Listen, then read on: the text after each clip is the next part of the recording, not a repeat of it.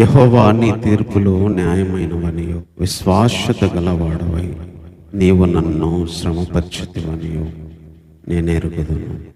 దేవుడు న్యాయవంతుడిగా, దేవుడు విశ్వాస్యత కలిగిన వాడుగా మనల్ని శ్రమపరుస్తాడు. ప్రతి ఒక్కరు అనుకునేది ఏంటంటే, నాకు శ్రమలు, ఇప్పుడు ఇదే శ్రమలు, ఎప్పుడు ఇదే పోరాటం. ఈ భక్తుడు ఎంత గొప్పగా వాటిని చెప్తున్నాడంటే, నీ తీర్పులు న్యాయం తండ్రి, నువ్వు విశ్వాస్యత గలవాడవయ్యే నన్ను శ్రమపరిచితివి. మనల్ని శ్రమపరిచేటప్పుడు దేవుడు న్యాయంగానే ఉంటాడు, తన విశ్వాస్యత పోదు. ఒక వ్యక్తికి శ్రమలు వచ్చినప్పుడు అవి ఎందుకు వచ్చినాయో దాని విషయంలో దేవుడు న్యాయవంతుడుగానే ఉన్నాడు అని చెప్పగలిగే వాళ్ళు చాలా తక్కువ మంది. అందుకనే మన శ్రమల్లో దేవుడు న్యాయంగానే ఉన్నాడు, మన శ్రమల్లో దేవుడు ఆయన తీర్పు న్యాయమని మనం ఒప్పుకోగలగాలి.